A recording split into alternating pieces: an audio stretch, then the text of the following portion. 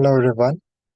Today I'm going to discuss about the well ordering principle, the a foundation principle in asset theory and number theory. So I am Mithun, currently pursuing my engineering in Sri Venkateswara College of Engineering, Bengaluru. So let us discuss what is well ordering principle. So every non-empty set of a non-negative integer has a element. So it means that it's a foundational axiom about natural numbers. So it underpins a proof by induction many classical results in number theory. So without a well-ordering principle, we cannot guarantee a minimal element exists in subsets. So which is crucial for many arguments. So even though it seems initiative, it's crucial to state this formally when we dealing with rigorous rigorous mathematics. So the fundamental in mathematical proof and theories that works on well-ordering principle.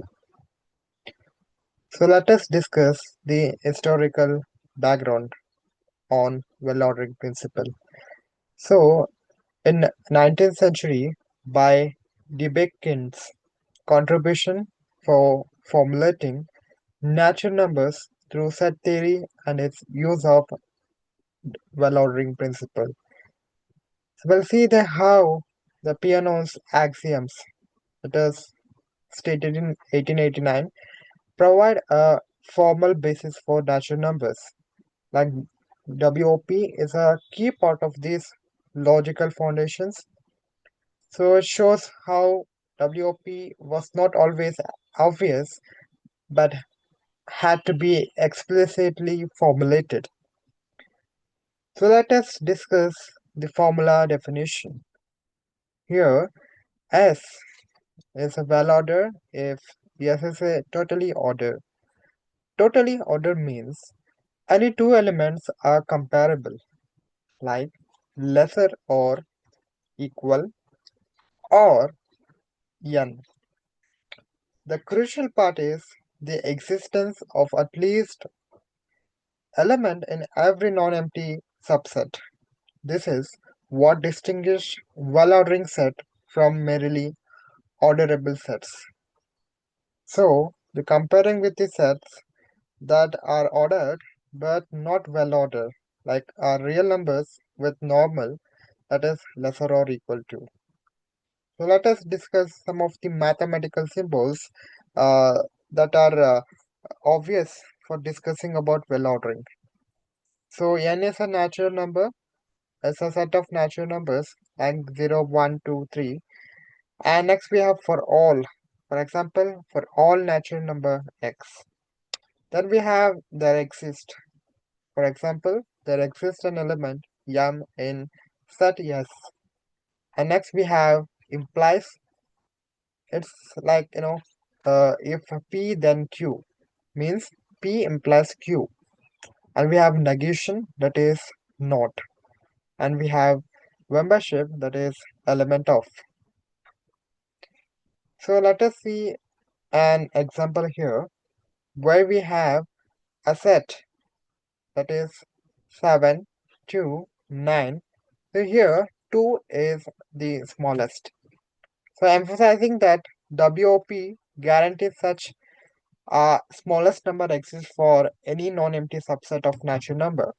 So what if the set were empty, then there's no least element. That's why non-empty is important. So equivalence of principle. The well-ordering principle is equivalent. It works on principle of mathematical induction. Means that you can prove one if accepted another. So least number principle. Uh, every non-empty subset of n has a smallest element that is basically WOP stated differently. So complete induction is a stronger form of induction, also equivalent. So there's an equivalence means these principles have different views of the same fundamental property. So we have a dynamic representation of logical equivalence. So we have, if we assume induction, we can prove WOP. So if we assume WOP, so we can prove complete induction. So highlighting the circular nature of these proofs in logic. So assume that mathematical induction holds. So um, holds the non-empty subset of n with no least element, and use of induction shows the leads to the contradiction. So let us assume WOP holds P of n to be true for 0 and true for k, that will be k equal k plus 1. So if the introduction fails, then there must be smallest n where P of n fails. By WOP, this smallest failure must exist, leading to contradiction. Let us discuss the WOP examples and its applications. Like first, we have a prime factorization, where every number will be greater than 1 has prime factor because the set of factors has a smallest element. And algorithm termination. This means that recursive algorithm rely on well ordering inputs to guarantee termination. And we have Euclidean algorithm that uses WOP to show repeated division steps must be terminated. So used in number theory proofs. So the computer science usage, we have loop invariance. This means that providing loop terminate using WOP, so no infinite descending chain is possible.